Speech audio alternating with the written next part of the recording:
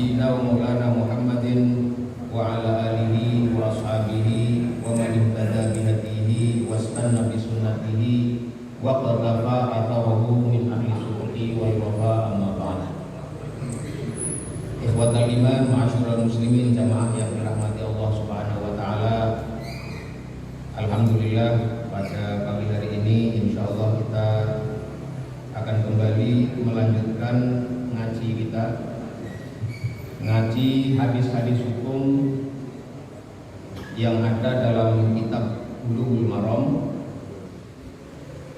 di mana kita pada pertemuan yang sebelumnya sudah membahas beberapa hadis terkait hukum-hukum pengurusan jenazah, dan yang terakhir itu mengenai hadis tentang meratapi kematian ya, atau niyahah, kemudian bolehnya menangisi kematian ya, menangis tanpa meratap itu boleh, dan kemudian hukum memakamkan jenazah di waktu malam. Nah, pada pagi hari ini insya Allah kita akan masuk ke hadis yang berikutnya, yaitu hadis ke-61 dari kitab Janaiz. Langsung saja kita baca hadisnya. An Abdillah bin Ja'far radhiyallahu anhuma, dari sahabat Abdullah bin Ja'far. Maksudnya adalah Abdullah bin Ja'far bin Abdul Muthalib. Qala, beliau mengatakan, lamma ja'a na'yu Ja'farin hina qutila. Suatu ketika datang kabar tentang kematian Ja'far bin Abi Thalib. Di Ja'far bin Abi Thalib itu adalah saudaranya Ali bin Abi Thalib. Beliau ini wafat, gugur di medan perang, yaitu pada perang Mu'tah yang terjadi pada tahun ke-8 setelah hijrah. Mu'tah itu satu wilayah yang ada di, kalau di di dalam peta geografis sekarang itu berada di wilayah Yordania. Saya pernah berkunjung ke sana juga ya. Nah, di situ waktu itu ya, perang Mu'tah itu peperangan yang luar biasa, tidak berimbang. Kaum muslimin jumlahnya sekitar 3.000 pasukan, sementara lawannya itu dari Romawi, orang-orang Kristen Romawi yang bersekutu dengan koalisi kabilah-kabilah yang bersekutu dengan mereka, yang jumlahnya kurang lebih 200.000 pasukan. Kisahnya mungkin sebagian kita sudah familiar ya, bagaimana saat itu peperangan tidak berimbang, tetapi kaum muslimin bisa memberikan perlawanan yang luar biasa. Nah, salah satu panglimanya, itu ada 3 panglima yang terkenal ya, yaitu Zaid bin Harithah, kemudian ini siapa? Ja'far bin Abi Thalib, dan yang ketiga adalah Abdullah bin Rawahah. Nah, Ja'far bin Abi Thalib ini gugur, yang dalam satu riwayat itu beliau di tubuhnya itu ada kurang lebih 70 bekas luka. Ada luka bekas sayatan pedang, ada bekas luka panah, dan seterusnya. Bahkan kedua tangan beliau buntung, terpotong. Makanya kemudian Rasulullah SAW itu pernah mengkabarkan bahwasanya beliau melihat Ja'far bin Abi Thalib ini di surga, nanti tangannya akan diganti dengan sayap, dan beliau bisa terbang dengan sayapnya itu di surga. Makanya salah satu julukan untuk Ja'far bin Abi Thalib itu adalah Dzul Janahaini, orang yang memiliki 2 sayap. Dan sebagian sahabat ketika memanggil Abdullah bin Ja'far yang meriwayatkan hadis ini, itu kadang-kadang menyebutnya dengan Yabna Dzil Janahaini, wahai anaknya orang yang punya 2 sayap. Jadi 2 sayap itu yang dikabarkan oleh Rasulullah SAW itu sebagai bentuk ujian atas ganjaran balasan yang Allah berikan kepada Ja'far bin Abi Thalib sebagai ganti dari 2 tangannya yang diputus oleh musuh di perang Mu'tah. Jadi mirip-mirip perang Gaza sekarang ya. Perlawanannya sangat tidak berimbang. 3.000 pasukan lawan 200.000 pasukan. Kemudian perang itu berakhir ketika 3 panglima itu gugur ya, secara bergantian. Akhirnya pimpinan pasukan diganti oleh Khalid bin Al-Walid, di mana kemudian beliau melakukan satu strategi untuk mundur, ya. Mundur dari medan perang sebagai sebuah bentuk strategi itu tidak masalah, bukan termasuk bagian dari az-zahfu minal qital, bukan termasuk orang yang kabur dari peperangan, bukan. Tapi itu bagian dari strategi untuk menyelamatkan pasukan setelah melakukan asesmen bahwa pertempuran tidak imbang. Itu ya sekilas tentang Ja'far bin Abi Thalib dan perang Mu'tah. Nah, anaknya Ja'far bin Abi Thalib ini yang namanya Abdullah, itu beliau mengatakan bahwasanya dulu ya, ketika datang kabar tentang wafatnya Ja'far bin Abi Thalib, jadi Rasulullah saat itu berada di Madinah. Beliau mengutus pasukan ke Mu'tah, itu adalah peperangan pertama yang dilakukan oleh umat Islam di luar Jazirah Arab. Jadi di Yordan sana. Yordan itu sudah tidak termasuk Jazirah Arab. Qala Nabi sallallahu alaihi wasallam, ketika Nabi mendapatkan kabar tentang gugurnya Ja'far bin Abi Thalib, beliau mengatakan isna'u li ali Ja'farin ta'aman. Buatkanlah oleh kalian untuk keluarganya Ja'far yang gugur di medan perang itu ta'aman, makanan. Faqad atahum ma yashghaluhum. Telah datang kepada mereka keluarganya Ja'far bin Abi Thalib ma yashghaluhum, apa-apa yang membuat mereka sibuk dengan kematian Ja'far bin Abi Thalib. Hadis ini akhrajahul khamsatu, dikeluarkan oleh imam yang 5, yaitu dalam Sunan Abu Dawud, Tirmidzi, Ibnu Majah dan Musnad Ahmad. Illan Nasa'i, kecuali Nasa'i. Nah, masyarakat muslimin yang dirahmati Allah Subhanahu wa taala, hadis ini menjadi dalil dianjurkannya, disunahkannya, disyariatkannya agar orang-orang yang ada di sekitar keluarga yang sedang menghadapi musibah kematian, khususnya dari tetangganya atau kerabat dekatnya, keluarga dekatnya, untuk memberikan makanan kepada ahli musibah, orang-orang yang terkena musibah dengan wafatnya keluarganya itu, fi yaumi musibatihim, pada hari di mana mereka mendapatkan musibah itu. Ini sebagai bentuk betapa Islam itu mengajarkan sebuah kohesivitas sosial, solidaritas sosial. Ketika seseorang mendapatkan musibah, maka dianjurkan orang-orang yang ada di sekitarnya untuk membantunya. Ini sebagai bentuk, sekali lagi, penegasan ukhuwah Islamiyah yang diajarkan oleh Islam. Ini sekali lagi, hadis ini menjadi dalil dianjurkannya, diberikannya makanan kepada orang-orang yang tertimpa musibah kematian, bukan sebaliknya, ya, bukan sebaliknya. Nah, hadis ini tidak menyebutkan seberapa lama atau seberapa panjang waktu atau periode dianjurkannya pemberian makanan kepada orang yang tertimpa musibah kematian tadi. Apakah 1 hari atau 3 hari atau berapa hari? Itu karena tidak ada dalil yang membatasi itu, maka sebagian ahli ilmu ada yang mengatakan yaumun wa lailatun, sehari semalam. Li'annal ghaliba annal husna syaghilah an i'dadi ta'ami la yastabilu akthar min dzalik. Karena lazimnya menurut mereka, mengapa batasan pemberian bantuan makanan itu sehari semalam, karena lazimnya orang ya mengalami kesibukan dan kesedihan yang mendalam ketika ada kematian itu ya satu hari, satu malam itu.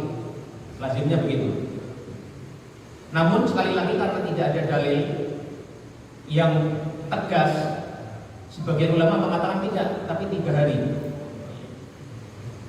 Jadi pendapat-pendapat itu muncul karena tidak adanya dalil yang membatasi secara pasti berapa lama periode sebaiknya ahli mayit atau ahli jenazah itu diberikan bantuan makanan. Ini. Jadi ya kalau begitu dilihat situasi dan kondisinya saja. Kira-kira kalau di Indonesia, misalnya di kampung kita ada yang meninggal, terus kira-kira mereka masih larut dengan kesedihannya dan masih sibuk dengan pengurusan jenazahnya, ya saat itulah sebaiknya diberikan bantuan makanan kepada mereka. Ini saya nggak tahu apakah kalau misalnya masjid itu punya mekanisme, punya satu SOP, kalau ada orang meninggal ada anggaran khusus misalnya ya yang disiapkan untuk memberikan bantuan makanan. Jadi orang tidak lagi saling tunggu atau saling cari siapa yang akan membantu. Masjid misalnya tanggung makanan orang yang tertimpa musibah kematian selama misalnya entah 1 hari, 2 hari, 3 hari, mungkin ada bayarnya tidak. Menjalankan dalam apa sebagai bentuk implementasi dari anjuran ini. Tetapi wala yajuzul israfu fi i'dadi hadzal ta'am. Tapi tidak boleh juga berlaku berlebih-lebihan dalam memberikan makanan. Ini wa innal israfa madhmumun syar'an, karena segala bentuk berlebih-lebihan israf itu tidak disukai atau dicela dalam syariat. Wal yakunit ta'amu ila ahli mayyiti bi qadri hajatihim, dan hendaknya makanan yang diberikan kepada ahli mayit itu sesuai dengan kadar kebutuhan mereka. Nah, kalau dalam kasus seperti ini itu ya juzu liman hadara ahlal mayyit an yakula ma'ahu min hadzal ta'am. Kalau kasusnya seperti ini, makanan itu disiapkan oleh orang lain, itu dibolehkan bagi orang-orang yang hadir di situ, yang ikut bertakziah, itu boleh untuk ikut memakan makanan yang ada, selama makanan itu mencukupi untuk dimakan secara bersama-sama. Ini ya. Li'annahu lam yasna'uhu bi anfusihim wa innama suni'a lahu, karena makanan itu bukan dibuat oleh keluarganya si ahli jenazah, ahli mayit, tapi dibuatkan oleh orang lain untuk mereka makan. Sehingga kalau kita membersamai mereka makan itu tidak masalah. Ini. Amma ahlul mayyiti fala yajuzu lahum sadqut ta'amil linnas. Adapun ahli mayit atau orang yang tertimpa musibah itu pada dasarnya tidak boleh membuat makanan untuk orang-orang yang datang kepada mereka. Tidak boleh membuat mereka sibuk, membuat mereka menanggung beban untuk menyiapkan makanan bagi mereka. Nah, kata-kata la yajuzu itu, kalau kita lihat penjelasan di literatur itu, mereka para ulama berbeda pendapat. Ada yang mengatakannya haram, ada yang sebatas makruh. Itu didasarkan kepada satu riwayat yang diriwayatkan oleh Ibnu Majah dari Jarir bin Abdullah Al-Bajali radhiyallahu anhu, di mana beliau mengatakan kunna na'udul ijtima'a ila ahlil mayyiti wasani atau ta'ami ba'da dafnihi minan niyahah. Jarir bin Abdullah Al-Bajali radhiyallahu anhu, beliau salah seorang sahabat, itu mengatakan kunna, kami dulu para sahabat Nabi, na'udul ijtima'a, kami menganggap berkumpul ila ahli mayyiti, di tengah keluarganya ahli mayit yang tertimpa musibah kematian, wasani atau ta'ami, dan mereka membuat makanan ba'da dafnihi, setelah dimakamkannya jenazah itu, minan niyahati, kami menganggapnya sebagai bentuk daripada niyah atau ratapan yang dilaknat oleh Rasulullah Shallallahu Alaihi Wasallam. Nah, hadis ini itu diperdebatkan statusnya oleh para ulama. Banyak ulama yang menganggapnya sebagai hadis yang dhaif, hadis yang lemah, karena ada ilah di sini, ada cacat. Meskipun ada juga sebagian ahli hadis yang menyebutnya sebagai hadis yang sahih atau hasan. Ini hadis tentang kunna na'uddu al-ijtima'a inda ahlil mayyiti wasani'ata atau wasun'ata ta'ama wasun'ata ta'ami ba'da dafnihi minan niyah, itu termasuk hadis yang diperdebatkan derajat kesahihannya. Sebagian menganggapnya sahih, sebagian menganggapnya lemah, karena memang ada ilah atau cacat di dalam riwayatnya, di dalam sanadnya. Ini.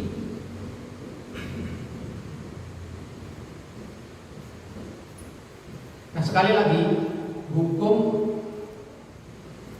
membuat makanan yang dibuat oleh keluarga mayit untuk tamu-tamu yang datang itu, kalau kita lihat mayoritas ulama itu melarangnya. Meskipun larangan itu ada yang menyatakannya haram, ada yang menyatakannya hanya sebatas makruh saja. Termasuk banyak ulama Syafi'iyah pun begitu. Kalau kita rujuk dalam beberapa kitab Syafi'iyah, itu kebanyakan menyatakan larangan itu. Bahkan salah satu syarah daripada Bulughul Maram, I'lamul Anam, yang ditulis oleh Syekh Dr. Nuruddin Iter, itu beliau seorang ahli hadis dan juga seorang faqih, ahli fikih dalam mazhab Syafi'i di Suriah, itu juga mengatakan sebenarnya tidak dianjurkan, bahkan yukroh, tidak disukai. Ahli mayit membuat makanan untuk orang-orang yang datang ke sini. Karena memang sunnahnya adalah justru makanan itu semestinya disiapkan oleh tetangganya, disiapkan oleh kerabatnya, disiapkan oleh orang-orang yang ada di sekitarnya, bukan mereka yang justru disebutkan diberi beban untuk memberikan makanan kepada orang yang datang. Ya, ini nanti ada penjelasan lebih lanjut. Kalau makanan itu sifatnya sederhana, makanan yang diberikan sebatas untuk takriman lil dhaif, menghormati tamu, seperti misalnya air atau makanan kecil, permen, kalau di kampung itu biasanya dikasih permen, itu banyak ulama yang membolehkan, termasuk salah satunya Mufti Saudi yang lalu, ya, Syekh Abdullah bin Bas. Itu saya pernah baca fatwanya, beliau membolehkan memberikan makanan sebatas makanan yang memang untuk takriman atau ikroman lil dhaif. Tapi membuatkan makanan yang khusus karena dia kematian, kemudian ada orang banyak datang, dia membuat makanan, itu dilarang. Sekali lagi, larangan itu ada yang sampai mengatakannya haram, namun sebagian pula mengatakan sebatas makruh, dan itu pendapat mayoritas ulama, termasuk mazhab dalam ulama dalam mazhab Syafi'i. Kalau kita ngaku bermadzhab Syafi'i, sebenarnya meskipun ada juga dalam mazhab Syafi'i yang membolehkan, tapi kalau kita baca mayoritas tidak boleh, ya. Termasuk Imam Syafi'i sendiri dalam Al-Um itu jelas sekali, beliau melarang adanya keluarga mayit membuat makanan untuk orang-orang yang datang ke rumahnya untuk bertakziah. Masalahnya memang ya itu sudah menjadi tradisi yang menggejala di masyarakat kita. Dan yang saya lihat itu kebanyakan orang rikuh untuk menegur atau rikuh memberikan penjelasan karena sudah jadi tradisi. Jadi nggak enak juga mau menjelaskan status hukumnya. Padahal dirujuk ke kitab-kitab mazhab Syafi'i sendiri, mayoritas itu melarangnya kalau mau jujur. Ya. Ini perlu kita jelaskan agar kita tahu persis kedudukannya seperti apa. Jadi kalau kita berada dalam kondisi di mana kita punya posisi yang mampu menentukan, ya inilah hukum sebenarnya. Ya. Nah, sekarang kita coba membahas juga mengenai hukum kumpul-kumpul di rumah orang yang terkena musibah kematian. Jadi kalau tadi riwayat Jarir bin Abdul Al-Bajali, kan beliau mengatakan kami menganggap kumpul-kumpul di tengah ahli mayit dan dibuatkannya makanan oleh mereka setelah dimakamkannya jenazah itu minan niyah, termasuk bagian dari ratapan niyah yang dilaknat oleh Rasulullah, yang dilarang oleh Rasulullah. Lantas bagaimana kalau kumpul-kumpul tanpa ada makanan? Tadi kalau ada makanan ya, kalau si ahli jenazah membuat makanan itu mayoritas ulama mengatakan dilarang. Sekali lagi larangan itu ada yang mengatakan haram, ada yang mengatakan sebatas makruh saja. Makruh itu artinya kalau dilakukan ya tidak disukai, tapi sebaiknya ditinggalkan karena banyak madarat yang bisa muncul dari situ. Nah, bagaimana kalau kumpul-kumpulnya? Ini ada penjelasan yang cukup panjang lebar ya. Dan secara umum itu para ulama terbagi ke dalam dua kelompok. Kelompok pertama mengatakan la yara al-ijtima'a li ajlil azab wa anna hadzal istima'a makruhun. Mereka yang mengatakan bahwasanya berkumpul, ngumpul-ngumpul duduk-duduk ya di keluarga mayit ketika datangnya kematian itu, kelompok yang pertama mengatakan itu hukumnya makruh. Dan ini adalah mazhabnya mazhab Syafi'i justru ya. Wal Hanabilah dan mazhab Hambali. Jadi mayoritas ulama di mazhab Syafi'i dan mazhab Hambali menyatakan makruh kumpul-kumpul di tengah keluarga yang terkena musibah kematian. Wa sarraha ba'dhum bitahrim. Sebagian dari mereka mengatakannya haram. Ya. Larangan itu sampai jatuh kepada haram. Nah, mereka berargumentasi dengan apa? Yang pertama, argumentasi mereka, dalil mereka itu kembali kepada riwayat yang barusan kami baca tadi, yaitu riwayatnya Jarir bin Abdul Al-Bajali yang mengatakan kami menganggap kumpul-kumpul, duduk-duduk di keluarga mayit dan dibuatkannya makanan untuk mereka itu adalah termasuk niyah yang dilarang. Ini menjadi salah satu argumentasi penting kelompok yang melarang itu. Itu argumentasi yang pertama. Tapi sekali lagi, riwayat ini statusnya diperdebatkan. Banyak ulama yang mendhaifkannya dan yang rajih adalah itu hadis dhaif. Karena di transmisi sanadnya ada cacat di situ. Yang kedua, argumentasi mereka anna hadzal amra lam yaf'alhu Nabi sallallahu alaihi wasallam wal ahadun min ashabihi. Bahwa yang demikian itu tidak pernah ada riwayat Nabi dan para sahabat melaksanakannya. Ini. Dan Imam Syafi'i dalam kitab beliau beliau mengatakan wa aqrahul maktama wa hiyal jama'atu wa in lam yakun lahu buka. Dan aku, kata Imam Syafi'i, tidak menyukai maktam. Maktam itu tadi kumpul-kumpul ai wa hiyal jama'atu, kumpul-kumpul di keluarga di tengah orang yang mendapatkan musibah kematian. Wa in lam yakun lahu buka, meskipun kumpul-kumpul itu tidak mendatangkan tangisan di situ. Fa inna dzalika yujaddidul husna. Karena hal yang demikian itu berpotensi untuk justru menambah kesedihan, memperbarui kesedihan yang dialami oleh keluarga si mayit. Wa in lam yakun wa yukallaful mu'nata ma'a ma madhabihi minal athar. Dan itu bisa memberikan beban tambahan kepada ahli mayit. Ini ya. Ini pendapat Imam Syafi'i. Wa qala Nawawi, Imam Nawawi juga menyatakan, ini kita kutip ya, untuk menunjukkan bagaimana pendapat-pendapat tokoh-tokoh dalam mazhab Syafi'i agar kita paham status aslinya seperti apa. Imam Nawawi itu juga berpendapat dalam kitab beliau Al-Majmu' Syarah Al-Muhadzab, ya, kitab fikih rujukan dalam mazhab Syafi'i. Amal julusu li ta'ziyati fanassa Syafi'i wal musannifu wa sa'irul ashabi ala karahatihi.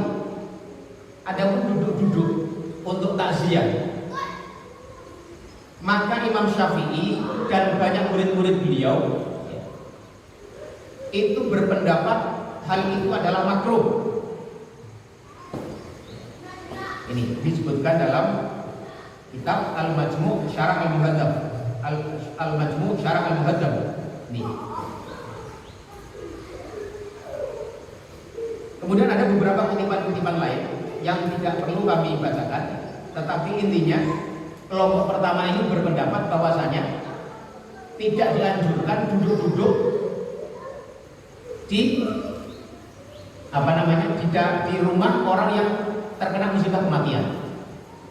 Tapi sabar dulu ya, karena ada pendapat kedua dan kita akan lihat argumentasi pendapat yang kedua.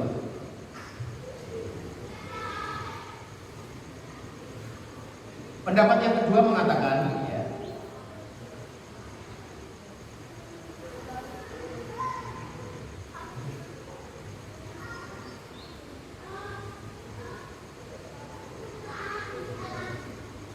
pendapat yang kedua mengatakan begini. Nah, pendapat yang kedua mengatakan dibolehkannya berkumpul duduk-duduk di rumah atau tempat duka dari keluarga si mayit dengan syarat bebas dari hal-hal yang munkar yang jelas dilarang dalam agama. Ini pendapat sebagian daripada ulama-ulama mazhab Hanafi, sebagian dari mazhab Maliki dan sebagian dari mazhab Hambali. Jadi mazhab Hambali sebagian ulama-ulamanya berpendapat dilarang atau tidak dianjurkan, tapi sebagian yang lain mengatakan tidak masalah. Kita duduk-duduk di dalam proses takziah itu tidak masalah, dengan syarat ya, khala al-majlisu minal munkarat, selama majlis itu terbebas dari hal-hal yang munkar yang jelas dilarang oleh agama. Nah, apa argumentasi mereka? Argumentasi mereka yang pertama adalah hadis yang diriwayatkan oleh Aisyah radhiyallahu anha yang ada dalam Sahih Bukhari dan Muslim. Bagaimana bunyi hadisnya? Disebutkan bahwasanya Aisyah radhiyallahu anha beliau mengatakan ya, annaha kanat jadi begini. Jadi dalam Sahih Bukhari dan Muslim disebutkan bahwasanya Aisyah radhiyallahu anha zaujin Nabi sallallahu alaihi wasallam, istri Rasulullah sallallahu alaihi wasallam, annaha kanat idza matal mayyitu min ahliha, bahwasanya kalau ada seseorang yang salah satu anggota keluarganya meninggal, maka fastama'a lidzalika nisa'u, kaum perempuan itu banyak kemudian yang berkumpul bersama mereka, membersamai keluarga yang salah satu keluarganya itu meninggal dunia.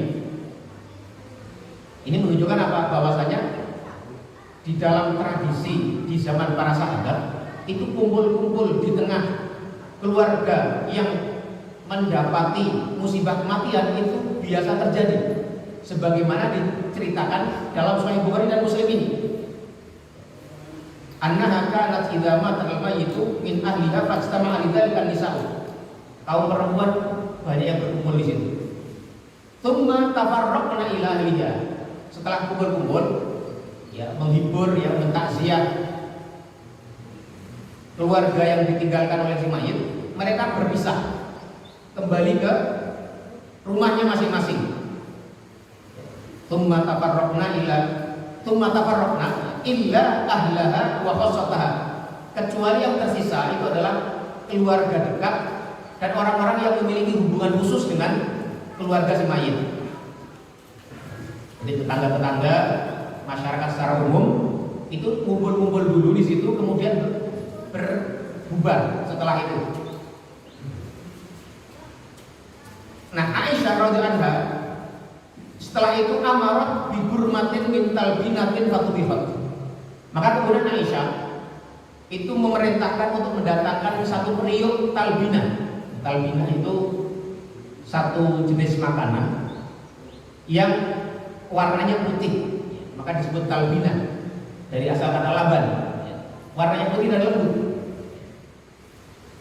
Bibur matin min talbinatin fatubifat, kemudian dimasaklah talbinah itu. Ini makanan yang khas ya. Ini kalau Bapak Ibu semua nanti di Google ya, itu ada namanya talbinah. Itu satu jenis makanan yang memang dianjurkan, dan menurut Rasulullah SAW talbinah itu dia bisa membantu menghilangkan kesedihan. Itu masuknya dalam bab At-Tibbun Nabawi ya. Ilmu kesehatan yang dicontohkan Rasulullah SAW. Nah, Aisyah biasanya kalau orang-orang sudah berkumpul, sudah bubar, dan yang tinggal di mana namanya, yang tinggal di situ tersisa adalah keluarga dekat dan orang-orang yang memiliki relasi khusus, ya, kerabat khusus, ya keluarga si mayit. Itu beliau minta didatangkan satu periuk talbinah. Kemudian di masalah talbinah itu, tsumma suni'a saridun fasubbat talbinatu 'alaiha. Kemudian dibuatlah tarik itu sejenis bubur ya. Dalam tradisi orang-orang Arab itu mereka membuat satu makanan yang namanya sarid. Fasubbat talbinatu 'alaiha. Kemudian talbinah itu diguyurkan jadi toppingnya sarid itu. Tsumma qalat, kemudian Aisyah mengatakan, kulina minha, makanlah oleh kalian ini ya, talbinah dan sarid itu. Fa inni sami'tu Rasulullah sallallahu alaihi wasallam yaqul, karena sesungguhnya aku mendengar bahwasanya Rasulullah SAW berkata, at-talbinatu mujimmatun li fuadil maridi. Talbinah itu menjadi makanan yang membuat nyaman hati orang yang sedang sakit atau sedang bersedih. Wa tadhabu bi ba'dil husni, dan bisa menghilangkan sebagian daripada kesedihan. Al-hadits riwayat Bukhari wa Muslimun. Hadis ini diriwayatkan oleh Imam Bukhari dan Muslim. Nah, hadis ini tadi menjelaskan bahwasanya ternyata ada tradisi sejak zaman sahabat bahwasanya tadi kalau ada orang yang meninggal itu ada kumpul-kumpul untuk menghibur keluarga si mayit, dan kemudian bagi mereka dibuatkanlah makanan. Ini Aisyah yang meminta agar didatangkan tadi bahan-bahan tadi untuk beliau buatkan makanan bagi keluarga jenazah. Makanan itu yang disebut dengan talbinah tadi dibuat dari gandum barley ya. Kemudian dicampur susu dan seterusnya. Itu. Nah, apa alasannya? Alasannya adalah karena menurut Aisyah bahwa Rasulullah SAW pernah mengatakan talbinah itu, makanan talbinah itu bisa membuat tubuh itu menjadi lebih nyaman, orang sakit lebih nyaman, dan sebagian kesedihan bisa dihilangkan dengan makanan itu. Karena kan kesedihan itu salah satu sebabnya kan karena percampuran hormon yang saya tidak tahu persis gimana ya mekanismenya, tapi di dalam tubuh itu ada makanan-makanan yang kalau dimakan itu bisa mengatur kembali metabolisme yang membuat itu orang lebih mudah untuk hilang kesedihannya. Ini wallahu ta'ala alam. Ini argumentasi pertama yang disebutkan oleh kelompok kedua yang mengatakan bahwasanya kumpul-kumpul di ahli jenazah, ahli mayit, keluarga mayit itu gak masalah. Tapi tadi Aisyah itu yang membuatkan makanan, bukan orang yang keluarga yang terkena musibah kematian ini. Ini hadisnya ada dalam Sahih Bukhari dan Muslim. Kemudian riwayat yang kedua, wa an Abi Wa'ilin qala. Dan dari riwayat Abu Wa'il beliau mengatakan, lamma mata Khalid bin Walid, ketika Khalid bin Walid wafat, ijtama'an niswatu Bani Mughirati yabdina alaihi. Berkumpullah perempuan-perempuan dari Bani Al-Mughirah, ya, klannya atau keluarga besarnya daripada Khalid bin Walid. Yabdina alaihi, mereka pada menangisi kematian Khalid. Kita kemarin sudah jelaskan ya hukum menangisi mayit seperti apa. Faqila li Umar, kemudian dikatakan kepada Umar. Ini zamannya terjadi pada zaman khilafah Umar bin Al-Khattab. Arsil ilaihinna fadhahunna. Arsil ilaihinna fadhahunna. Wahai Umar, kira-kira aku itu melihat banyak perempuan-perempuan berkumpul, mereka menangis karena kematiannya Khalid bin Walid, maka Kamu berilah instruksi, engkau sebagai seorang khalifah berilah instruksi untuk larang mereka. La yablughuka anhunna syai'un takrahu, agar tidak datang kabar kepadamu sesuatu yang tidak engkau sukai. Maka apa jawaban Umar? Faqala Umar, maka Khalifah Umar menjawab, wa ma 'alaihinna ayyubidna min dumu'ihinna. Tidak mengapa mereka mengalirkan atau menumpahkan air mata mereka ala Abi Sulaiman, atas wafatnya Abu Sulaiman, kunyahnya Khalid bin Walid. Malam yakun naqun aw laqatun, selama mereka tidak melakukan perbuatan yang dilarang, yaitu an-naqtu. An-naqtu itu salah satu bentuk ratapan dengan menaburkan debu ke atas kepala. An-naqtu ay at-turabu ala ra'si, jadi menghamburkan debu di atas kepala, untuk ratapan ada yang begitu. Aw laqatun, atau suara yang tinggi. Jadi Umar mengetahui atau dilapori bahwasanya ada banyak perempuan dari Bani Al-Mughirah, klan keluarga besarnya Khalid bin Walid, berkumpul menangis karena wafatnya Khalid bin Walid.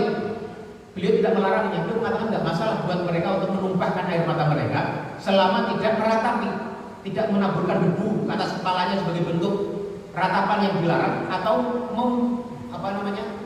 mengeluarkan suara yang tinggi. Ini riwayat ini disebutkan oleh Ibnu Abi Syaibah dan Abdul Razak As-San'ani dengan sanad yang sahih.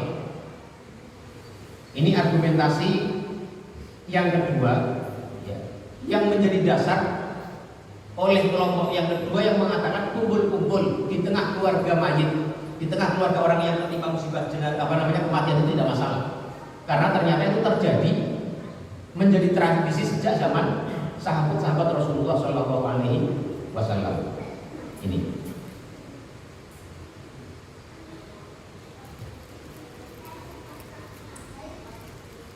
Nah, mereka kelompok kedua ini kemudian juga memberikan argumentasi bantahan terhadap argumentasi kelompok yang pertama. Mereka mengatakan hadis yang oleh kelompok yang dijadikan dasar oleh kelompok pertama itu menurut mereka adalah hadis yang lemah. Yang tadi yang kunna na'uddu al-istima'a inda ahli mayyiti wa sun'ata fa'amir ba'da dafnihi minan yahan tadi. Yang hadis yang mengatakan bahwasanya seorang sahabat mengatakan dulu kami di zaman Rasulullah menganggap kumpul-kumpul di tengah keluarga mayit dan dibuatkannya makanan untuk mereka sebagai niyahah, itu adalah hadis yang lemah. Sebagaimana sudah kita bahas di awal tadi. Ini.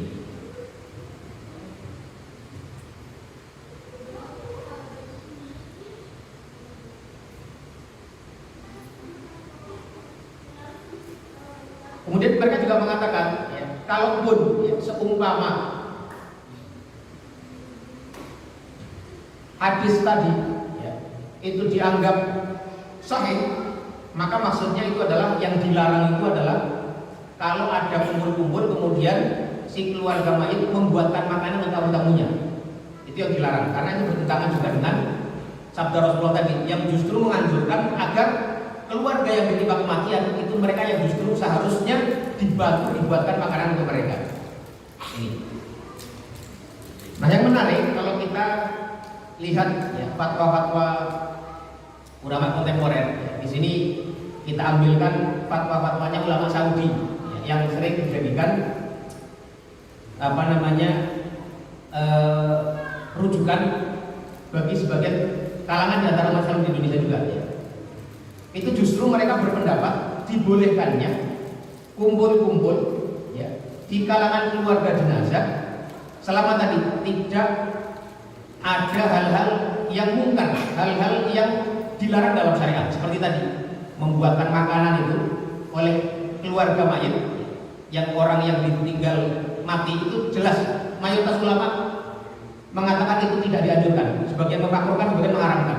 Tapi selama tidak terjadi begitu, seperti yang kita lakukan kalau kita ada jenazah meninggal, kita duduk-duduk ngopi-ngopi di situ, kopinya juga didatangkan oleh orang-orang tetangga sekitar, itu nggak masalah, itu dibolehkan.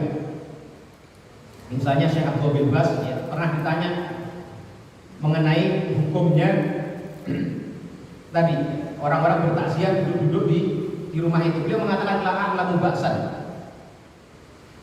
Aku tidak melihat sesuatu yang dilarang di situ. Fi man nazalat bihi musibatun bi mauti qaribin aw zaujatin wa nahwi dzalika an yastaqbilal muazzina fi baitihi bil waqtil munasib. Aku tidak melihat hal itu dilarang. Kalau ada keluarga yang tinggal jenazah itu kemudian menerima orang-orang datang ke rumah mereka duduk-duduk di situ. Li'anna ta'ziyata sunnatun, karena takziah itu hukumnya sunnah. Wastiqbalul muazzina mimma yu'inuhum ala adai sunnah. Dan menerima menerima tamu yang bertakziah tadi itu adalah bagian daripada bentuk kesempurnaan orang-orang yang bertakziah itu melaksanakan sunnah tadi. Ini. Wa idza akramahum bil qahwati awis syai' awit tibi fa kullu dzalika hasan.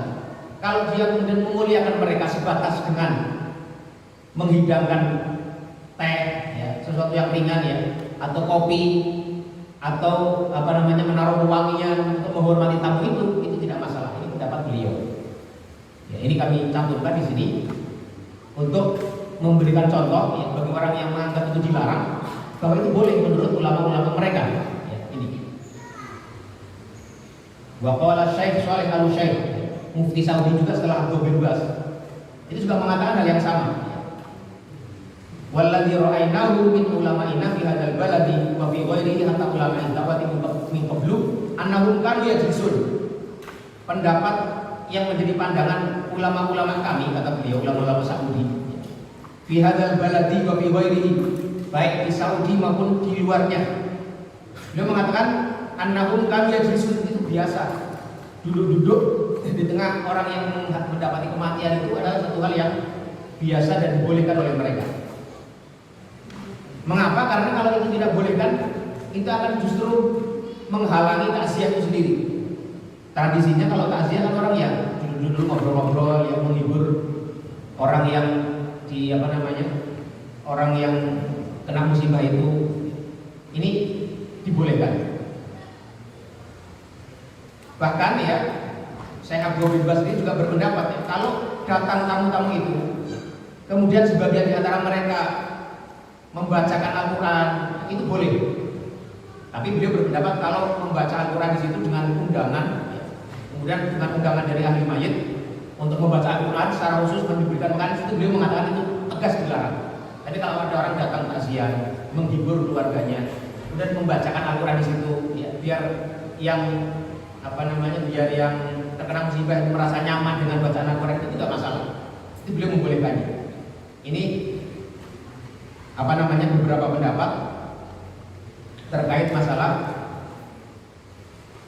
kumpul-kumpul di tengah keluarga yang mendapat musibah kematian. Nah, tampaknya yang pendapat yang lebih rajih adalah memang pendapat yang membolehkannya. Tsumma la yarfa anal qaula bil jawazi wal aqrab ila yusri wa rafil haraj. Pendapat yang di sini adalah bahwasanya qaul atau pendapat yang mengatakan bahwasanya kumpul-kumpul di tengah keluarga yang ketimpa musibah kematian itu dibolehkan, itu adalah al aqrabu ila yusri wa rafil haraj. Pendapat yang lebih dekat dengan kemudahan dan maslahat yang lebih besar bagi keluarga si mayit itu. Ini.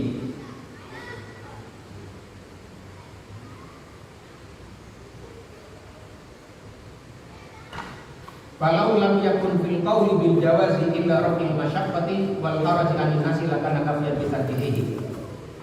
Ya, kalau seandainya tidak ada argumentasi lain selain bahwasanya kumpul-kumpul di tengah keluarga yang datang musibah kematian itu adalah manfaatnya memberikan maslahat baik kepada orang yang berkunjung di situ atau kepada keluarganya, mereka merasa lebih nyaman, ya itu tidak itu sudah cukup untuk mengatakan bahwasanya hal itu dibolehkan.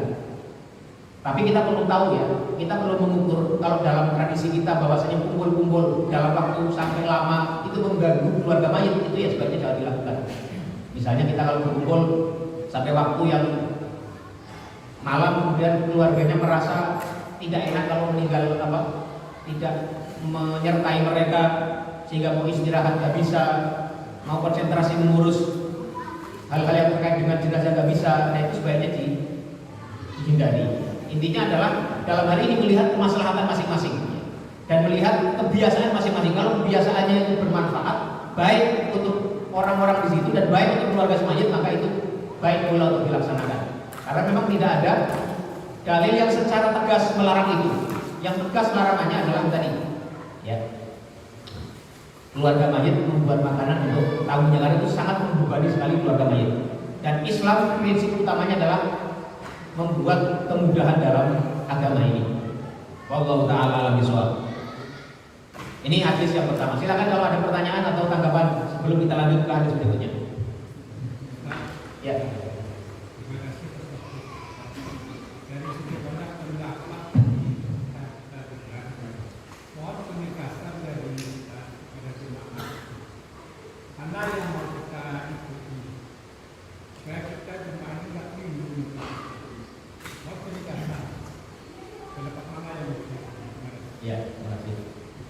Ya, tadi sudah kita jelaskan ya kedudukan masing-masing dan kita selalu mengatakan itu penting ya untuk mengetahui pendapat para ulama dan argumentasi mereka. Setelah itu masing-masing memilih dengan keyakinannya masing-masing. Ya, asal tidak berdasari hawa nafsu ya. Karena masing-masing orang akan bertanggung jawab dengan pilihannya masing-masing. Itu juga ada hadis yang menarik sekali ya.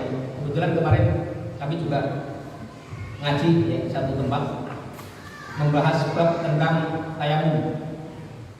Ya, kami jelaskan bahwa di situ ada satu hadis yang juga penting ya. Suatu ketika ada dua orang sahabat itu diutus, sebelum saya masuk ke inti pertanyaannya ini untuk memberikan gambarannya. Ada dua sahabat itu diutus oleh Rasulullah SAW ke satu tempat. Dua orang ini dalam perjalanan mereka kemudian tidak mendapati air untuk tayamum. Akhirnya dua orang ini sholat dengan tayamum. Setelah mereka sholat selesai, kemudian mereka mendapati air dan waktu sholat masih ada. Maka satu di antara mereka kemudian mengulangi sholatnya. Setelah mendapati air, maka dia berwudu lagi dan mengulangi sholatnya. Sementara yang satu lagi tidak melakukannya. Setelah mereka kembali kepada Rasulullah SAW, hadisnya sahihnya, diceritakanlah itu kepada Rasulullah SAW. Maka Rasulullah SAW mengatakan apa?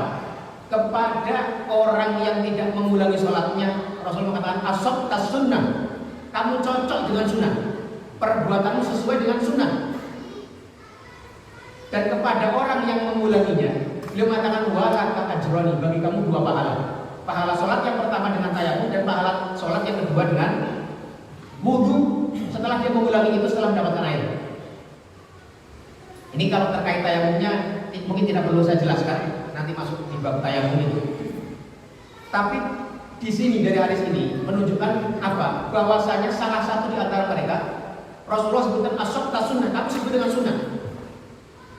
Tapi kepada orang yang satunya, kan artinya berarti kalau yang satunya asabta sunnah, kamu sebut dengan sunnah, itu berarti yang benar adalah pendapat yang tidak mengulangi sholatnya. Jadi orang kalau sudah sholat dengan tayamum, meskipun waktu sholat masih ada, bertemu dengan air, itu tidak perlu mengulangi sholatnya. Tapi kepada orang yang mengulangi sholatnya, beliau mengatakan fala ajroni, bagi kamu dua pahala. Pahala sholat yang pertama dengan tayamum dan pahala sholat yang kedua dengan wudunya itu.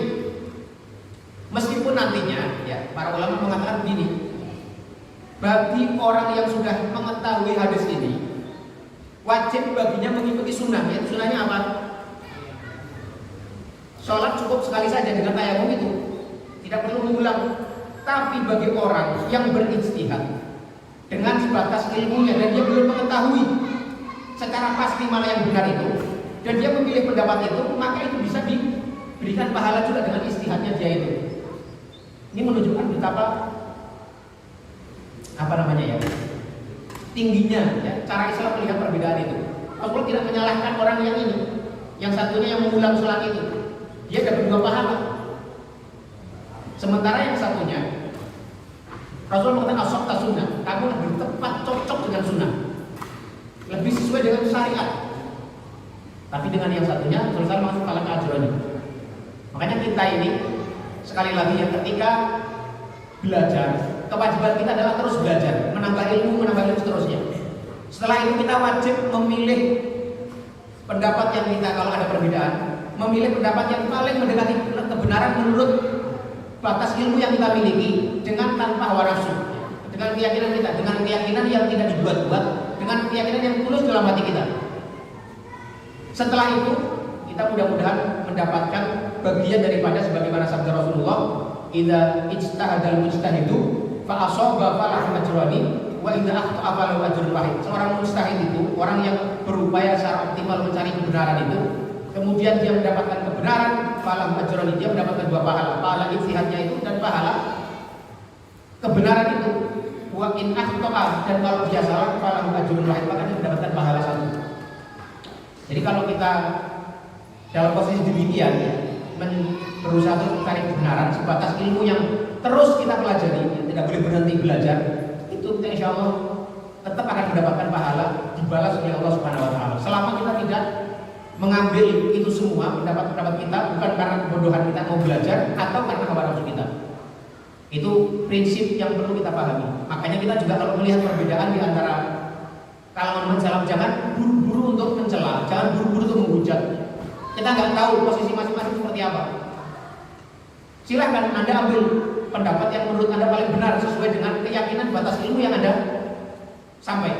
Ada satu orang kunut, satu tidak, satu apa namanya? Tadi seperti tadi ya, mengulang sholatnya, yang satu tidak, dan seterusnya. Itu banyak sekali perbedaan-perbedaan. Ya sudah, silakan Anda pilih pendapat yang menurut Anda paling kuat, paling mendekat kebenaran, dan sudah, ya laksanakan itu. Kita ambil terus belajar mencari yang paling benar. Nah, kembali kepada pertanyaan Bapak tadi, pendapat mana yang paling tepat menurut saya pribadi? Kalau saya pribadi cenderung pendapat yang kedua, Pak. Dan itu tidak menjadi masalah kalau kita kumpul-kumpul ya, tidak mendatangkan madharat apapun ya.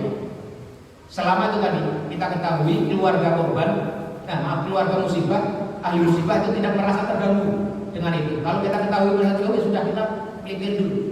Tapi kalau kita duduk-duduk ya, memberikan suasana ramai, jadi orang sedih itu kan kadang kalau hanya dalam sejiannya sepi itu kan tambah sedih. Jadi kita ramai di situ ya, sambil aku ada yang baca Quran baik-baik saja ya. Sebagai pendapatnya Ibnu Abdul Bebas, ulama Saudi yang sangat masyhur itu, tidak masalah juga. Yang penting intinya adalah kalau selama tujuan takziah itu tercapai dengan itu, maka silakan dilakukan. Ya. Karena memang tujuan penting daripada datangnya orang di situ adalah untuk bertakziah. Bertakziah itu menghibur ya, hati orang yang tertimpa musibah kematian. Itu banyak jelas ya. Itu pendapat kami, dan insya Allah itu adalah pendapat yang lebih tepat. Allah Ta'ala alam bisawab. Ada yang lain? Ya Pak, silakan. Saya menanggapi ini masalah yang tadi ya, keluarga mayat itu dilarang menyiapkan gerakan misalnya segala sesuatu yang berkaitan dengan makanan maupun minum. Di sini pertanyaan saya, batasan keluarga mayat di sini adalah apakah sebatas dengan misalnya contoh keluarga saya suami istri enggak, atau apakah mungkin sana famili yang mungkin tidak berdomisili di di sini misalnya gitu, mereka mungkin ada tinggal di luar Australia, apakah di pasar minggu atau di Jakarta sedang dan sebagainya gitu.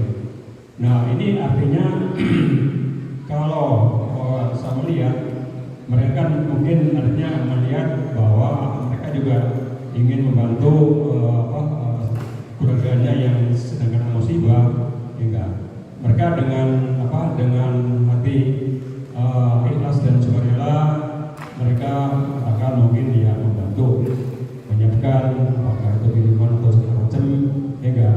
Nah ini apakah masuk kategori hukum yang tadi haram, makruh, atau mungkin halal gitu kan? Kira-kira. Terima kasih kan. Ya, terima kasih Pak Profesor. Batasan tadi adalah batasan bagi orang yang berada di rumah itu, yang dia itu dengan meninggalnya si mayit itu memang mendapatkan beban yang paling besar. Ya kalau di kita umpama suami istri anak ya suami istri dan anak itu yang memang dilarang untuk menyiapkan. Tapi sekali lagi makanan yang dimaksud adalah makanan khusus yang memang tujuannya disiapkan hanya karena datanya kematian itu. Kalau sifatnya hanya kopi, ya, teh yang sederhana yang memang itu lazim diberikan kepada seorang tamu.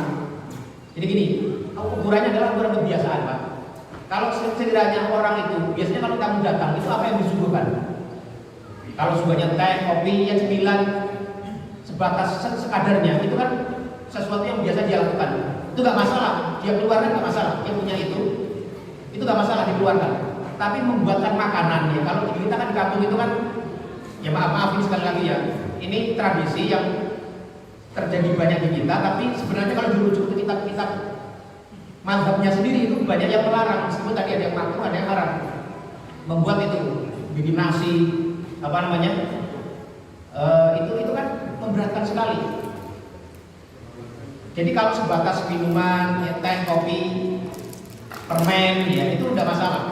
Sembilan kecil-kecilan tidak masalah. Itu tidak termasuk dengan makanan yang dibuat untuk karena datangnya kematian itu. Nah, siapa yang dilarang tadi sekali lagi itu adalah keluarga inti yang kedapatan musibah tadi. Kalau tetangganya atau kerabatnya yang di pasar minggu tadi kan itu jauh kan. Maksudnya tidak orang yang terlibat langsung di situ dan orang yang mendapatkan musibah langsung dari kematian itu tidak masalah. Dia ikut membawakan. Itu termasuk bab tadi isna'u li'ali Ja'far atau aman ya, termasuk mendatangkan membawa makanan bagi keluarga inti yang mendapatkan musibah itu. Jadi tidak masalah kalau misalnya tadi keluarga yang dari mana pasar ibu kerabatnya ya sepupunya pamannya itu kan keluarga yang tidak langsung terkait dengan yang tertimpa musibah itu. Tidak masalah membawa makanan di situ justru dimakan oleh orang yang di rumah itu atau para tamu yang ikut hadir di situ tidak masalah. Jelas kan Pak? Saya. Ada yang lain? Ya.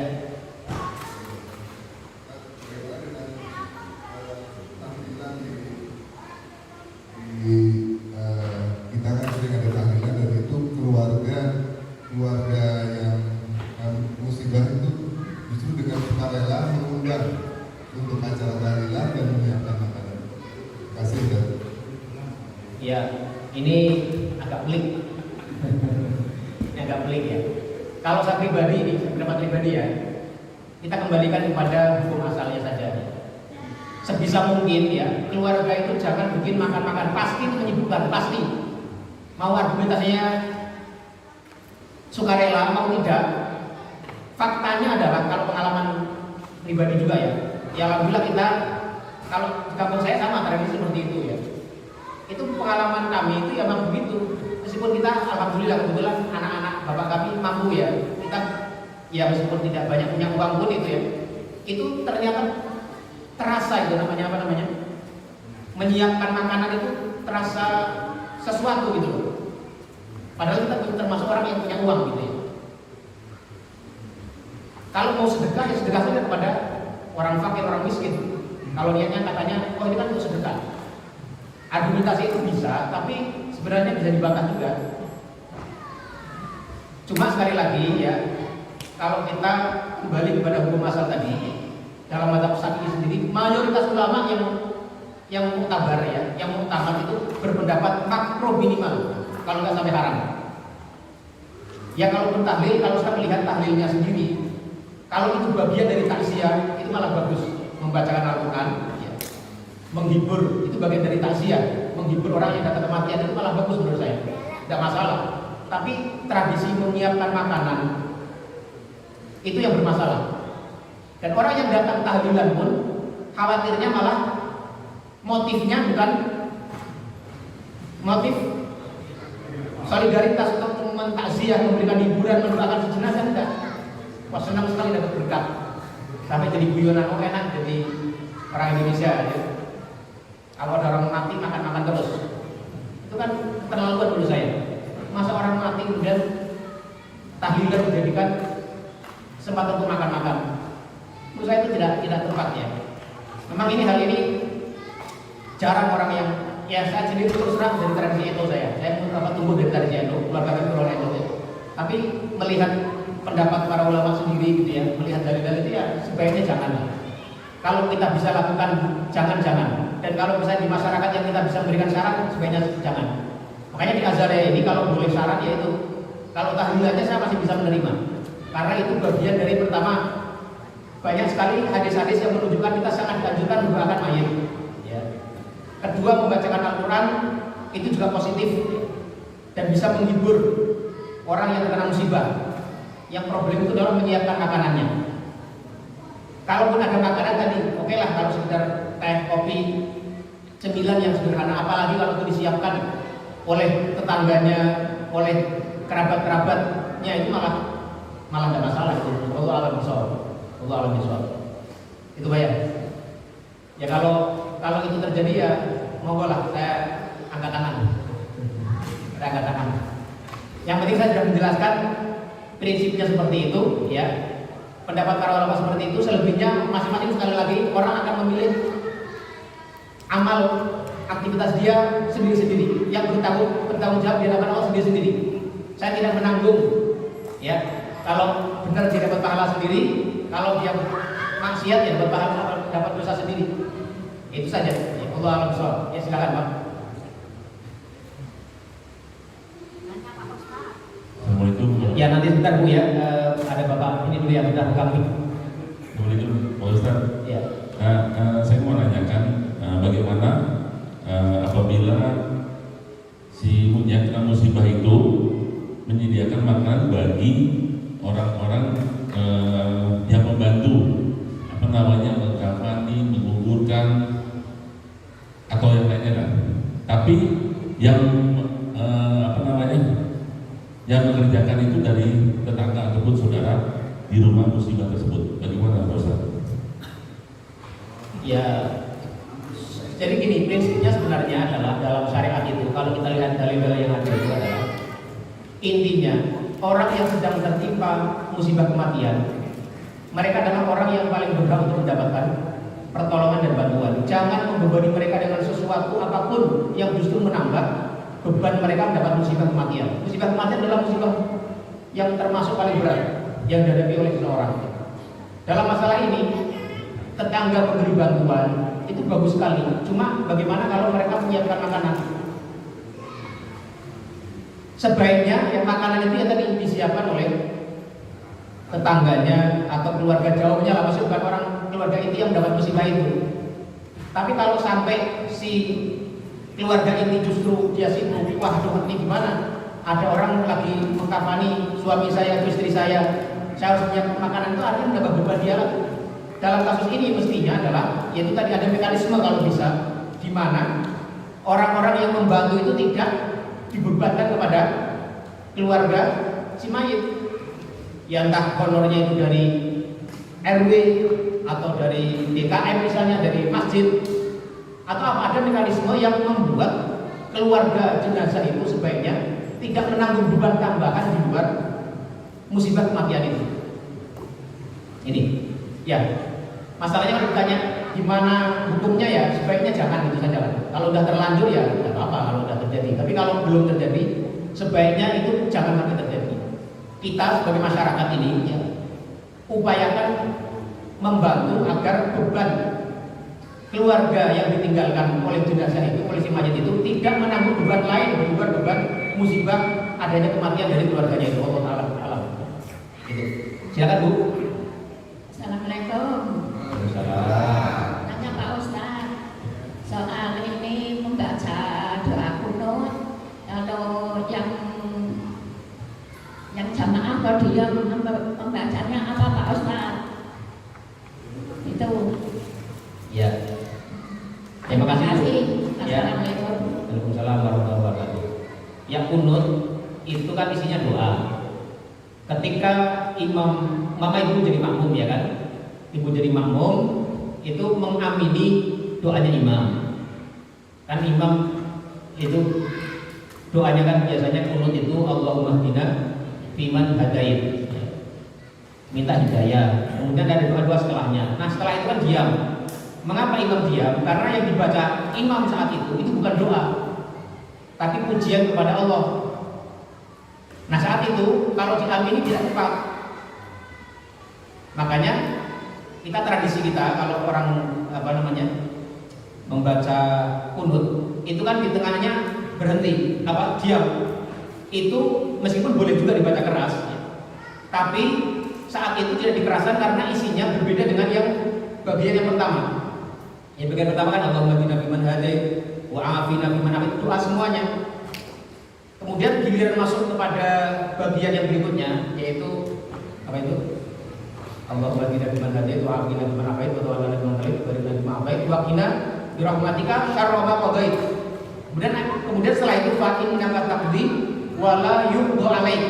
Ya Allah, sesungguhnya Engkau adalah zat yang menentukan, takdi wala yuqda alaik, dan bukan yang ditentukan atas Engkau. Itu kan semuanya pujian kepada Allah. Sementara amin, ini amin ta'abudi ya, bukan amin politik ya. Amin itu artinya Allahumma istajib ya, amin itu artinya Allahumma istajib, ya Allah kabulkanlah. Nah kalau sedang kita mengatakan fa innaka taqdi wa la yuqda alaik, fa innahu la yadhillu man walait, dan sesungguhnya tidak akan menjadi hina orang yang menjadikanmu sebagai wali, sebagai pelindung. Itu kan pujian kepada Allah. Jadi kalau dikatakan amin itu tidak cocok, apalagi qabul. Nah, itu ya. Jadi mengapa pujian? Karena itu. Jadi kalau kita jadi makmum, umpama tidak hafal doa itu pujian itu ya diam saja nggak apa-apa. Ya, atau menyebut zikir yang lain, masalah tasbih, ya, tahmid itu tidak masalah. Ya, karena sholat itu isinya ya doa, tahmid atau tasbih atau istighfar. Itu jelas Bu ya? Atau belum jelas? Terima kasih Pak Ustaz. Ya, jadi saat imam diam itu, imam sedang baca itu tadi. Wa innaka fa innaka la taqdi wa la yuqda alaik wa innahu la yadhillu man walait wa la yu'izzu man hadait tabarakta rabbana wa ta'ala wa lakal hamdu ala ma qadait, dan seterusnya. Itu saat itu diam karena sedang membaca itu. Yang lain? Ya. Terima kasih Pak Ustaz. Assalamualaikum. Waalaikumsalam. Ya, yang lain? Ya, bentar ya, Pak, itu dulu ada Pak atau Pak Agung. Bagaimana hukumnya memakan makanan yang sudah disiapkan itu saja, yang repot-repot itu saja? Ada sebagian meyakini nggak mau gitu ya makannya, hukum makanannya gitu ya dimakan. Memakan makanan yang itu disiapkan oleh keluarga mayit. Ya.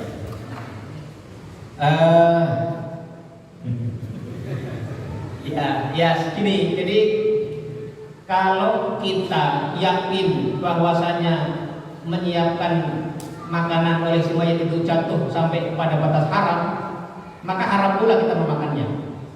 Tapi kalau sebatas kita meyakini bahwasanya itu sebatas makruh, maka masih halal kita memakannya, tapi batasannya makruh. Kita bisa menerimanya dengan pertimbangan, misalnya ini kasusnya gimana Pak? Apakah Bapak diantar oleh keluarga si mayit itu menghantarkan makanan di situ, atau karena Bapak itu hadir di tahlilan itu? Kasusnya makanan itu maksudnya diantar gitu ya? Ya. Nah seperti itu kan kita menimbang kira-kira maslahatnya. Kalau menerima dengan menolaknya itu lebih maslahat mana? Kalau menolaknya itu misalnya menimbulkan fitnah gitu ya, itu ya diterima saja. Kalau itu situasinya, jadi kalau kita menolak makanan dikirim kan kesannya misalnya bagaimana gitu ya. Makanya kita tetapkan dulu keyakinan yang kita pilih itu apa. Apakah itu batasannya haram atau sebatasnya makruh? Kalau batasannya adalah membuat makanan bagi belum tahu hukumnya haram, ya sebenarnya aslinya apa yang datang dari situ haram juga. Ya kalaupun kita harus menolak, kalau Bapak keyakinannya itu, ya tolaklah dengan halus, dengan sebaik-baiknya agar tidak menimbulkan fitnah. Tapi kalau Bapak hanya sebatas pada keyakinan makruh saja, sebagaimana pendapat ulama yang melakukan, ya itu artinya masih bisa diterima, ya, masih bisa diterima dan bisa Bapak makan dan masih halal hukumnya. Jelas ya Pak ya? Atau Atau masih kurang jelas? Jelas ya? Ya, ini.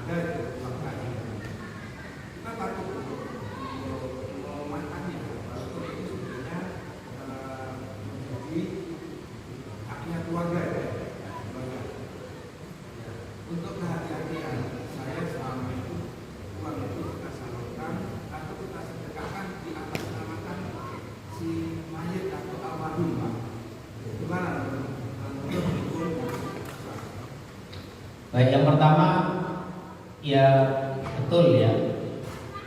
Kita kalau berhadapan antara dalil dengan tradisi ya utamakan dalil. Tapi ini tidak semua tradisi itu harus kita tinggalkan selama tidak bertentangan dengan dalil. Kayak tadi misalnya kalau kita tradisi ngasih uang ke mana? Kepada keluarga jenazah itu kan nggak ada dalilnya juga. Nggak ada Nabi menyuruhkan berilah uang atau apa pada enggak ada juga. Itu tradisi, tapi selama tradisi itu positif, mendatangkan maslahat dan tidak bertentangan. Masalahnya tadi kalau membuat makanan itu tradisi tapi ada dalil yang mengindisikan itu terlarang, itu masalahnya itu. Kalau ada satu kebiasaan tapi tidak ada dalil yang secara tegas melarang itu ya tidak harus ditinggalkan. Dan selama itu mendatangkan masalah, tidak masalah. Kayak tadi membiasakan membawa uang kepada orang yang mendapat musibah tadi tidak masalah juga. Itu masalah baik, membantu. Karena intinya adalah spirit yang ingin dibawa oleh syariat itu adalah untuk membantu meringankan orang yang menimpa musibah.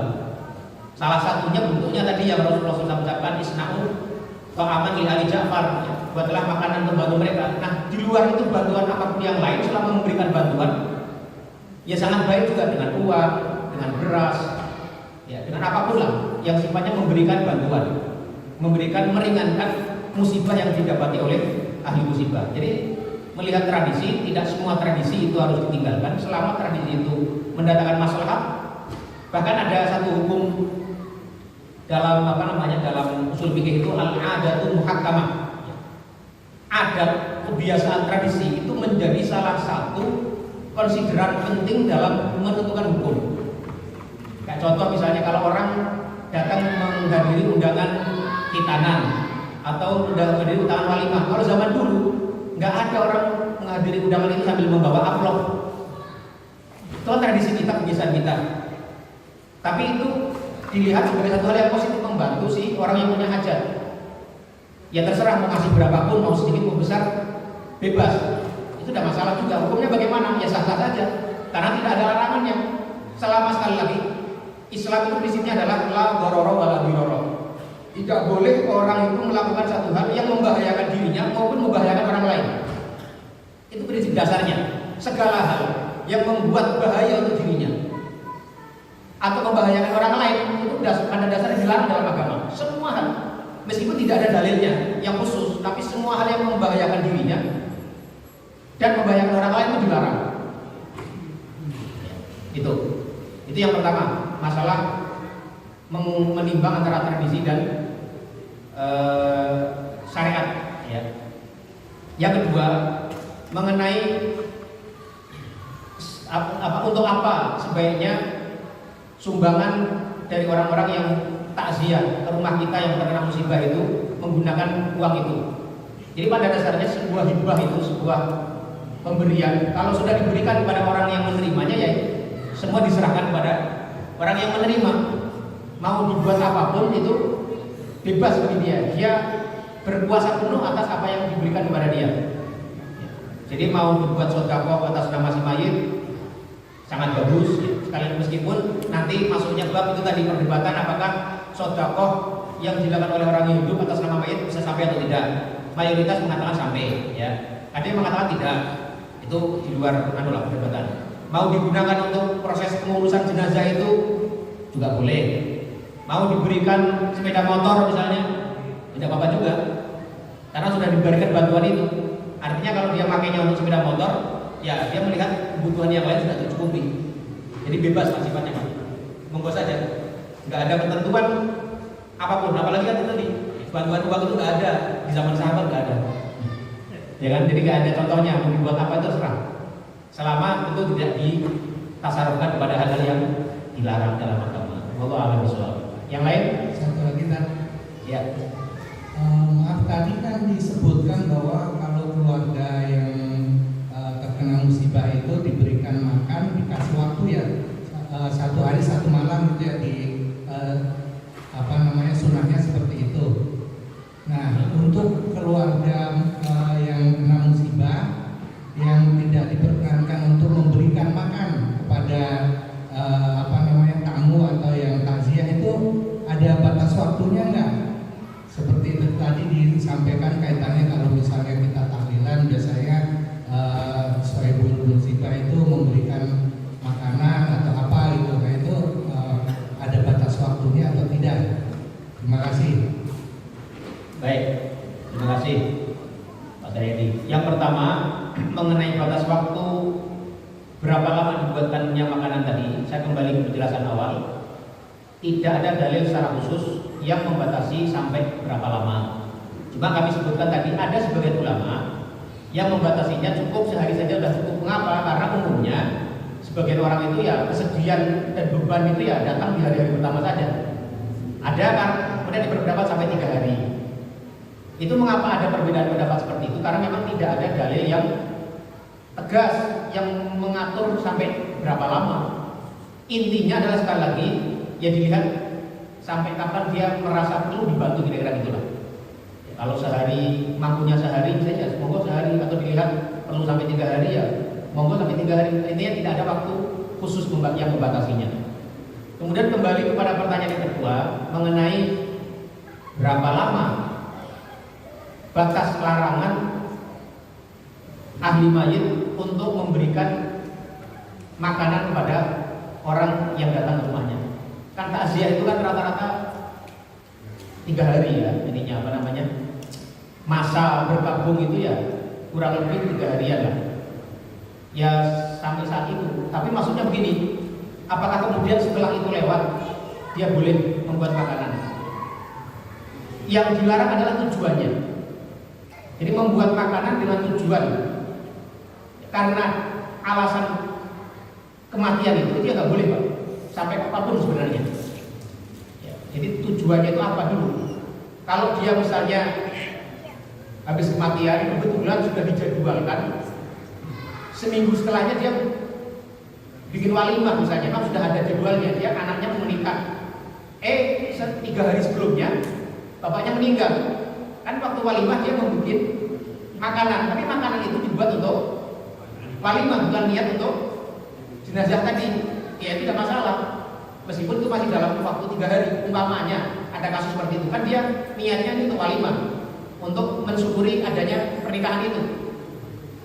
Tapi kalau misalnya pun sudah 10 hari ya, sudah 40 hari misalnya, ya itu tadi kembali kepada hukum tadi, apakah sebatas makruh saja atau sampai haram. Allah Ta'ala alam, ya, Allah alam itu. Jelas Pak ya? Yang lain cukup ya.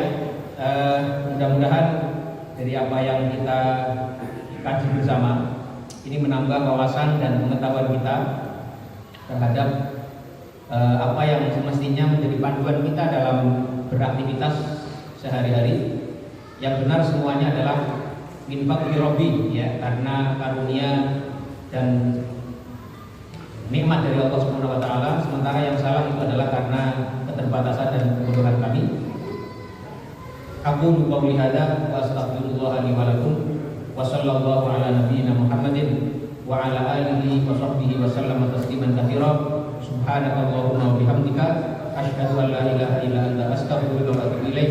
Wassalamualaikum warahmatullahi wabarakatuh.